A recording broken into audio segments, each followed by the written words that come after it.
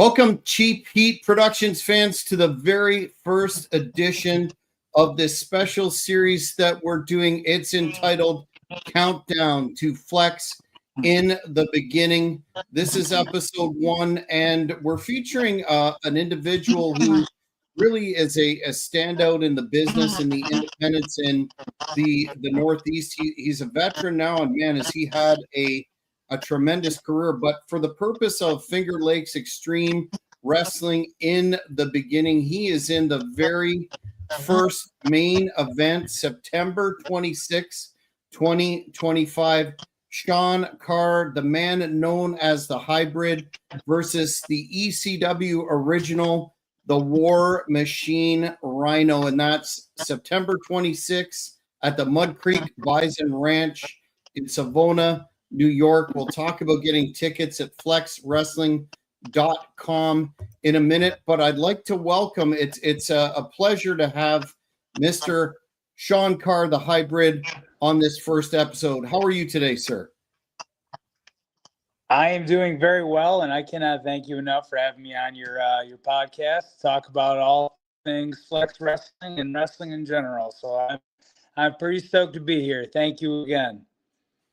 Well, I mean, it's a really exciting company from the Jump Street, and we'll talk about the pedigree of Flex Wrestling and HC Loke and all the buzz that this company has generated already in no small part to your inclusion. But before we get into Flex and those particulars, can you tell us how you've been known as the Hybrid since your debut in 2013. What was it that inspired that moniker, and how does it influence your wrestling style? Well, small correction, it was 2009 I started. Late 2008, early 2009. And it was given to me by a guy who was training a class at the time when I had just broke into wrestling and I started wrestling school. I came from a very a big world of martial arts. A lot of people may not know this, maybe they do, but I have a secondary black belt in Taekwondo, and I also I've done plenty of MMA, jiu-jitsu. My entire life I have been doing martial arts. So at the time, the guy who was training us, his name was Horse White. He goes by Junior White. We were trying to think of like a name, like either a moniker or a gimmick or something. And like, I've never been like a gimmicky type. And he was like, well, I mean, you do a lot of the kicks and stuff. You're like a good hybrid of wrestling. And then he goes, that's it. We're going to call you a hybrid. And it was one of those things like when I first heard, I'm like, I'm new, so I don't really get a choice. Like, all right, I'm hybrid, whatever that is. And it kind of took on something. Owned by that now for the better part of 15, 16 years. That's how Yeah, and it's interesting to take a look at your career, your name that's well known in the Northeast, in the independents. I'm based out of Canada here, and of course I've heard of your work, and you've wrestled in some pretty standout independent promotions such as 2CW, CZW, ROH, Yep. and Excite. How did your involvement, paying those dues out in those various independents, how did they shape your career and sort of mold who you are today? Whether it's the big companies that I've had opportunities to perform with, or whether it's small little ones that were in, the flea markets and American Legions, I've taken everything. I always feel like every time I'm out there, I learn something. Even 15 years in, I'm always learning something. And if you don't do the smaller, real small car lot shows, flea markets, those are the shows that really help you get ready for the big ones. Now, the bigger ones, I've been very blessed. I've been able to do the Ring of Honors, the CZW, that that is where, like, these are where the pros are. This is the legit, this is where good workers, good professionalism, like, and anytime you get an opportunity to go to a place like that or wrestle or do whatever, you always take a little piece of that and you try to apply it when you go back to doing maybe the smaller independents or, the mid-level shows, because you've seen how the very best do it. And I've been very lucky to be awarded great opportunities in this business to work with some of the best and wrestle some of the best the business has to offer. And I've always just tried to make sure that every opportunity I was given, I was always over prepared and ready for that opportunity to knock it out of the park. So that's kind of long-winded answer, but that's kind of what I would say is it helped me along the way. Well, again, you certainly do have a very strong reputation, and as you mentioned, you face some of the big names in the business in the modern era. Just to name a few: AJ Styles, Matt Hardy, EC3, even Demolition, the Young Bucks. How do you approach these matches? Do you feel any extra pressure given the fact that within the industry itself, you're regarded as a guy who's ready to take that next step into that next level? Given an opportunity that wrestle, are literally considered the pros. I if I say I wasn't nervous or I wasn't, like, oh my gosh, like this could lead to bigger things. For me, it always has helped me out a lot because that means I care, right? Like, nervous means you care about it and you want it to go well. But being under that pressure to perform well when you're in there with an AJ Styles, or even like I got the chance to wrestle Cody Rhodes when he was in between his WWE tenures and stuff. And I always like being in that pressure situation because I feel like it brings the best out of me. Where if I'm like laid back and like I take everything I do seriously, but it's those matches that you really want to make sure not only special for you, but special for the other performer who has been to the dance and has had an amazing career and has done so much. You want to make sure that you do well by them. But also the fans. The fans are the ones that, they're the ones that are paying to see this match, and you want to make sure that they leave remembering a moment or the match itself. So I love being in those high pressure situations because it brings the best out of me.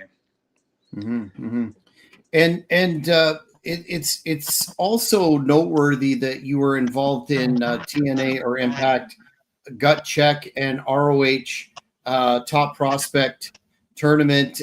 I believe that was 2017. That's something in and of itself for an independent worker to be selected to be involved in that. Do you remember how you were selected for that and what that meant for your career as well? Yeah, so when I was able to do the Top Prospect tournament, I would say it was about 6 months to a year before that. Ring of Honor used to, when they were just, their own entity, they used to run tryouts out of their school in Bristol, Pennsylvania. And I was having some really good matches. I was really getting my name out there. I actually had met Kevin Kelly, who was he was like him, Delirious, and Steve Corino were like running Ring of Honor at the time. I met Kevin Kelly at an independent show in Pennsylvania, in the Lancaster, Pennsylvania area. I just wrestled Shane Strickland, and we had one of my favorite matches of all time. And Kevin came up to me and he goes, "Hey, you should really think about doing one of these Ring of Honor tryouts because I think we would be, interested in, doing something." And so I did the tryout. It was funny. I actually got hurt during the tryout because I had more experience than a lot of the people who were trying out. Like I was already working a lot of shows and I was already people consider me a veteran at that point. They gave me the biggest test of the day, and I actually wrestled for my match somebody who'd never had a match before. This is the first match ever. And what had happened was, because they knew I could do, because they've seen me do the stuff. So like, okay, well, let's see how you can lead.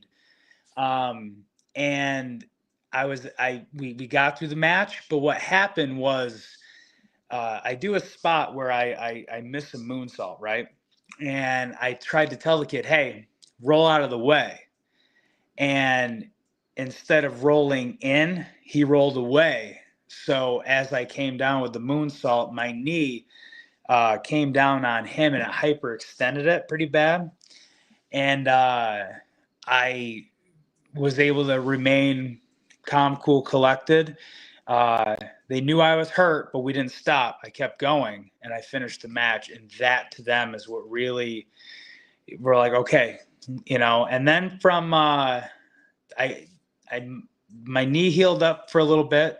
Thankfully I didn't have to do surgery or anything like that. I was just out for like a month and a half. And then as soon as I was able to come back, Kevin reached out and he said, hey, we got a string of shows I'd like to use you for. Things that were close within driving range, Pittsburgh, Buffalo. I think there's a Philadelphia in there. I know there was a Columbus, Ohio in there. And it was after the final one was in Buffalo, New York. And he just came up to me and he said, look, monitor your email. Don't get in trouble. And I'll talk to you in January. And then that's when they had told us that I was going to be in the top prospect tournament. And that to me was the coolest thing ever, because coming up, being a fan of pro wrestling, I really loved Ring of Honor in the early 2000s and through its entirety. But to be able to check mark that one off was always really, really cool for me. And like with anything, we get to the prospect tournament. A lot of the things in the office had changed.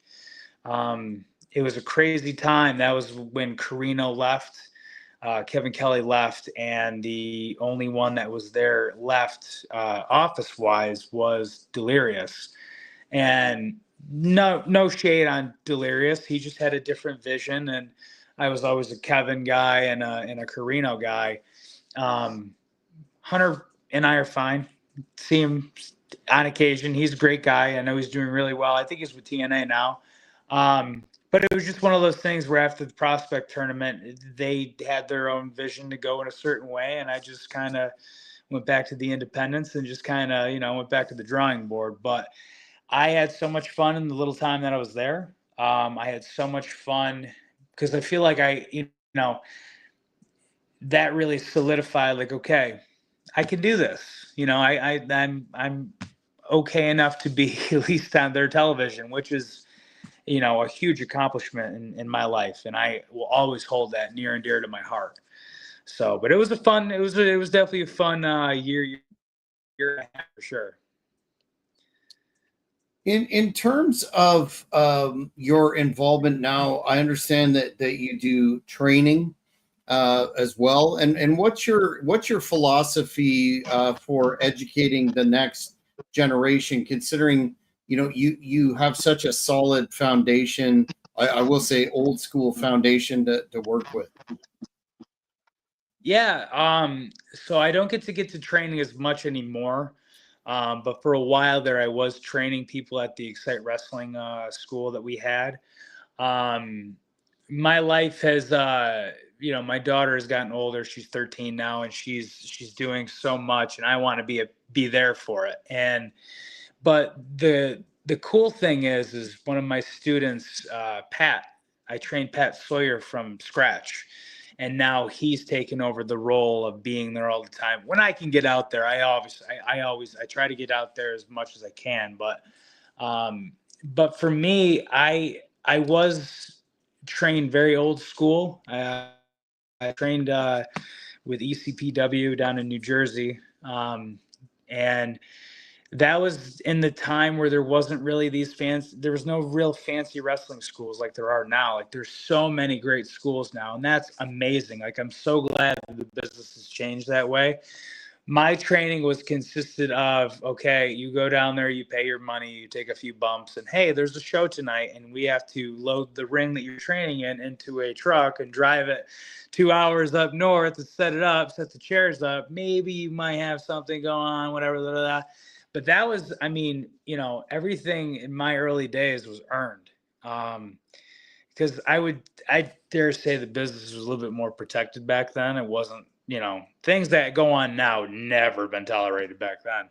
But yeah, it was very humbling, and I try to meet in the middle with that. Like the cool thing with right now is like a lot of younger wrestlers ask me, "Hey, can you watch my match?" And I do. I will watch anyone's match, and if there's things I see that like, hey, maybe try doing it this way or this way, like, I love to try to pass on what I've learned up here onto the next generation. But the same retrospect, like I always, if HC Loke is watching, I'd be like, hey Matt, can you watch my match? Anything, and he'll always just give me some great feedback because I respect him so much. And I always love that, like that trickle down effect, like veterans help me. I try to help, some of the younger guys and girls that are in this now. And I always want wrestling to be more positive, right? I don't want to be the veteran guy that's like, oh, that sucked, this sucked, and just totally tear it down, because I feel like at that point that's just an ego that wants to hold somebody down because they're threatened of their talent. And that happened to me a lot. And I never wanted to be that person. So now it's like it's really cool to see how much positivity the business has evolved with that. And there's so many talented kids out there. I swear, like in the last 5 years to see all this new crop of talent come up, it's pretty cool for me to see because, there's just so much talent. Here in upstate New York, I mean, there's the New England area has always been a hotbed, and the other cool thing is that shows are doing well.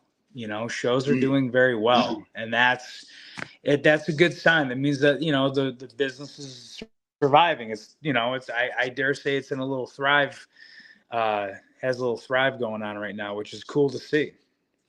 Mm-hmm. And speaking of, a lot of commentators have noted with WWE cutting back on or eliminating house shows and AEW doing, few and far between, that there's this tremendous opportunity for a strong core of independents run professionally to thrive.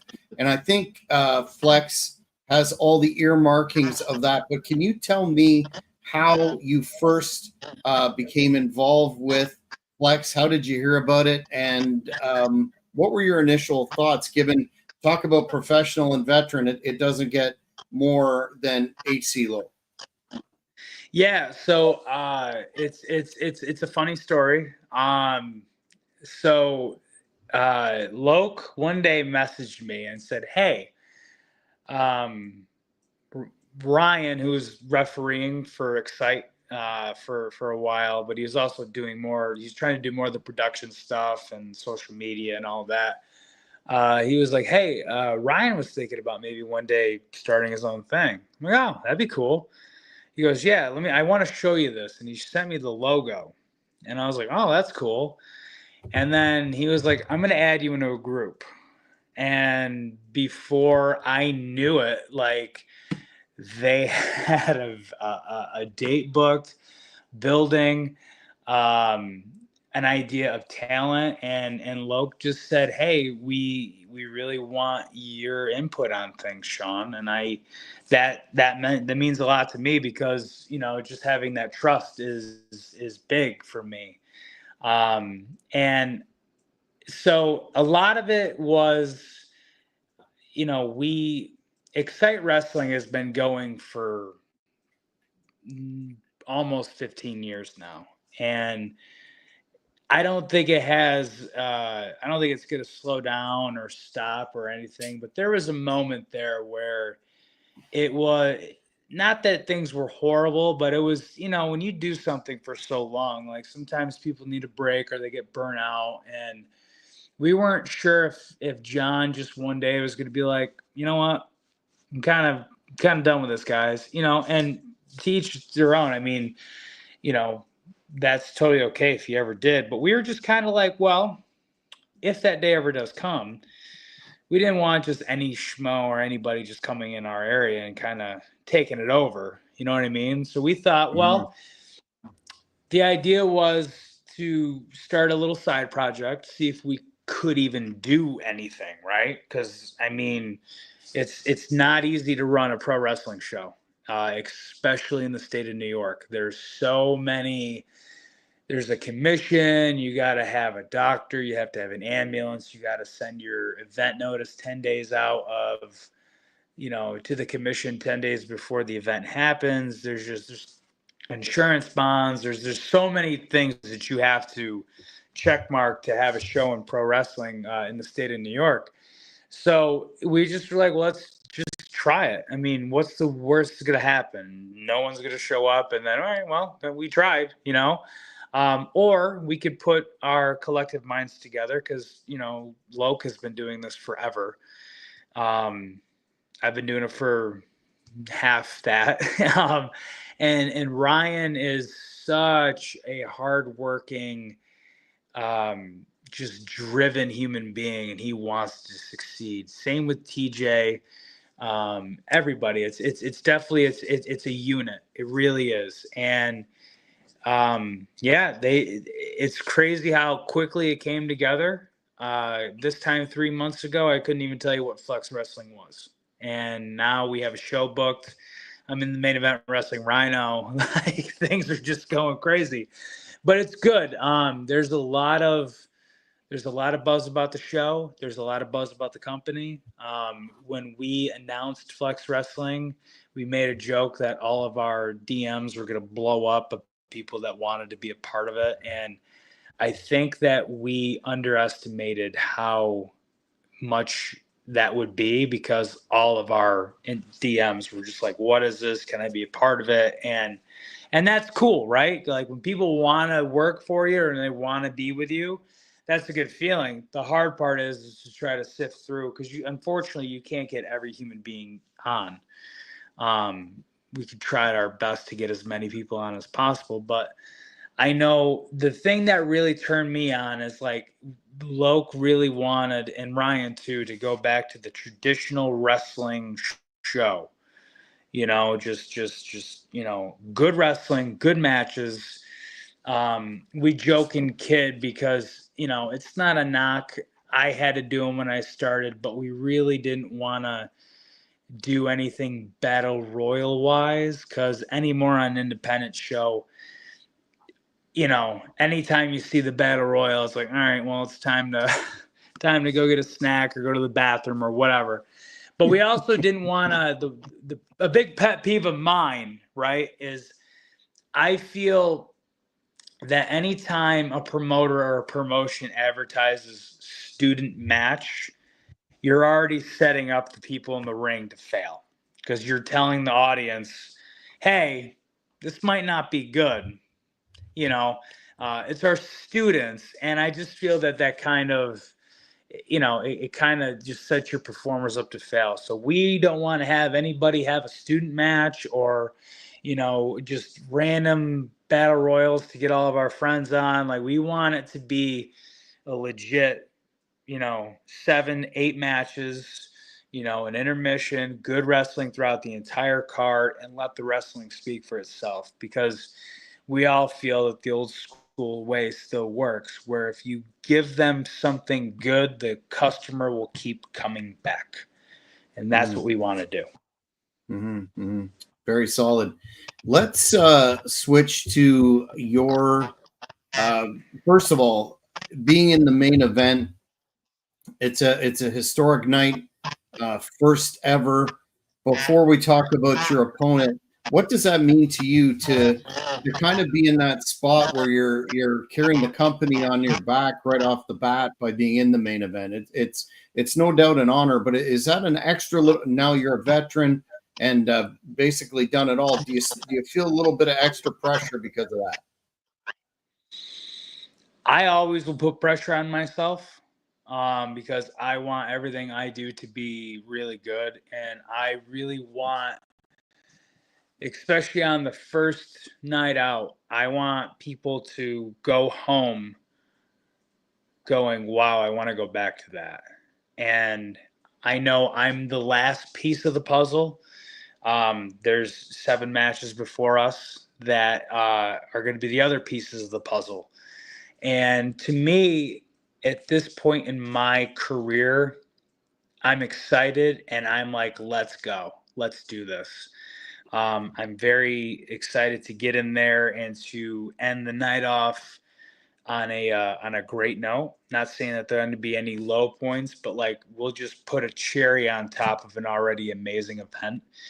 And I'm honored to have that spot. I know when we were first talking about what should be main, to me, if you want me to be main, that's great. If you wanted Rhino and I to be before intermission, that's fine too. But I think with what we've talked about, it makes the most sense, and I'm couldn't be more honored, and I couldn't be more happy to have that spot. I really couldn't. And yeah, we're gonna tear it up. I can't wait for it. And Rhino, there's a man that was a prodigy, much like yourself from a young age. He's been all over the place. ECW original, quite a hardcore pedigree, and a guy that when people think of Rhino, I know you cut a promo where you were saying that basically that a lot of the fans are expecting you to be gored out of your boots or whatnot. Yeah. But in terms of your strategy for that match, what would it be wrestling a guy, a veteran who's still, as the moniker says, he's still a war machine? He is, and I will say this. Rhino is one of the few that I've never been in the ring with.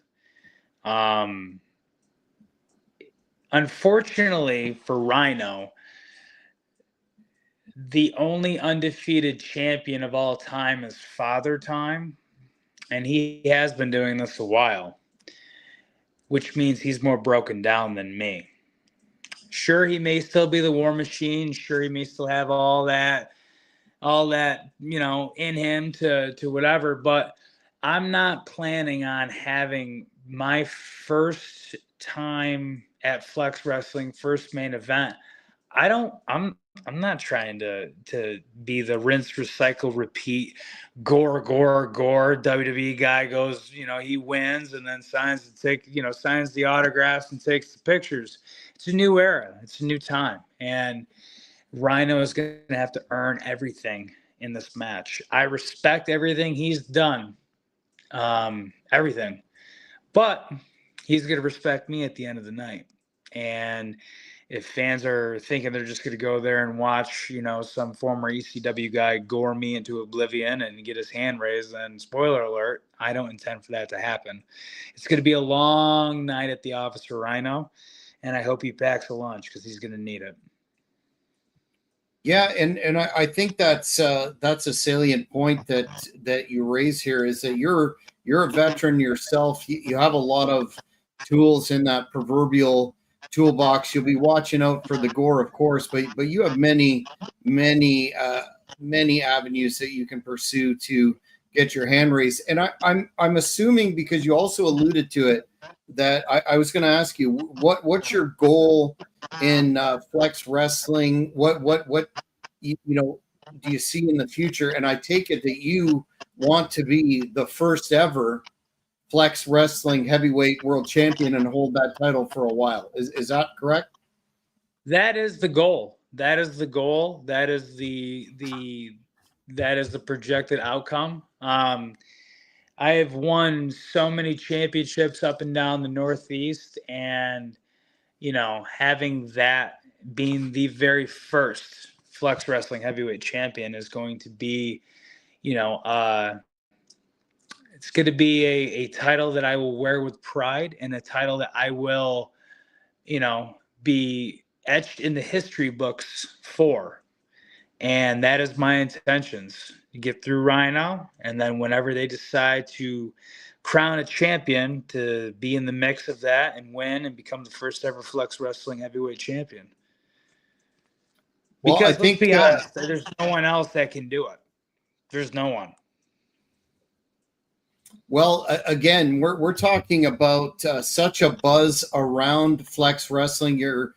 We're just seeing the beginning of the talent, and we'll run down the card on the last of the countdown shows. But the talent is only going to increase from here. So it's certainly well within your capacity to do so. But first, you got to get by Rhino, and let's talk about, just for a second, how great is this facility, the Mud Creek Bison Ranch, state-of-the-art building, very fan-friendly. I think that's going to it has the potential anyway to become one of those really enjoyable wrestling venues for the fans, does it not? Yeah. So when Loke and Ryan messaged me a photo of the place, I was in awe. I was like, oh my gosh, this is legit. This is like, it's a venue that like gives you the feel that like an MLW or Ring of Honor or whatever would run. The biggest thing with us, especially because Loke and I have talked about this so many times, you only get one chance to make a first impression. And when the fans walk into this venue and they see the production, the lights, the whole venue as a whole, like, that's going to set the tone really of, oh wow, this is different right off the bat. Because a lot of the shows in upstate New York, they're ran in high school gyms, or they're run in the Polish community centers, or I would say ESW in Buffalo, they have some cool venues, like the Buffalo Riverworks. That's a really cool venue. And this venue in Savona, New York is right up there with that. And I can't wait to see that. The biggest thing too that really gets us more excited is the venue is so behind this. They think it's they cannot wait for this. They cannot wait to, put our creative heads together and like really make a show, that people will go, on the ride home, be like, wow, that top to bottom was fun, professional, everything looks good. Because I mean, look, I've been on plenty of shows where, or I've even gone as a fan to plenty of shows where you walk in, you're like, oh, we're in an old car garage and there's an old broken ring set up in the middle of it with a bunch of wooden chairs or whatever. And that's not what this is going to be. This is going to be, we've taken this very serious. We've taken it very to the heart, and we really want the fans to have a very enjoyable experience. Because, at the end of the day, like, when everything is just hitting on all cylinders, like, it really makes a good show just even that much better. Yes, and fans, if you're in the Northeast, you're in Michigan, you're in New York State, you're in Ontario, you're going to want to go to flexwrestling.com and get your tickets well in advance, because this is going to be a history-making night. You throw that around a lot in this business, but it's true in this instance. On Friday, September 26th, the bell time is at 7 p.m. Get those tickets, and you're not going to be disappointed, because there's a whole lot of good people behind this company, and it's going to be a huge success. Sean, I want to thank you for your time tonight. I want to give you an opportunity to let the fans know where they can find you on the social media platforms. And do you have any final words for Rhino, who's no doubt probably plotting your demise. I'm sure he wants to make his debut in Flex Wrestling and leave you lame. Yeah, so we'll plug the socials first. I'm on Instagram. I'm at Sean Carr 88, SEANCARR 88. I have a TikTok. I don't update it as much as I probably should, but I'm on TikTok. Just type in my name, Sean Carr Wrestling, and it'll pop up. I'm on Facebook, Sean Carr, but again, you're gonna have to hit the follow button, not the add the friend, because I'm maxed out on friends. But yeah, and as far as Rhino is concerned, just be ready for the fight of your life, because I'm not coming for second place. I'm not coming to lose. I'm coming to get my hand raised, and I'm coming to prove to Flex Wrestling and to the upstate New York region that, I am as good as I've always been, and there's no signs of slowing down. And this is going to be an event to remember. Yes, indeed. And Sean, I want to thank you once again for coming on this first edition of the Countdown to In the Beginning. And I'll see you there, be covering the event on the first event for Cheap Heat Productions. Maybe get a word with you post-match, but in the interest of sportsmanship, good luck. And absolutely, fans, don't hesitate. Get those tickets at flexwrestling.com. Until next time, fans, and episode 2, thanks for watching. Thank you for watching this video. Please give it a like if you enjoyed it. Be sure to follow us on all social media platforms at Cheap Heat Productions.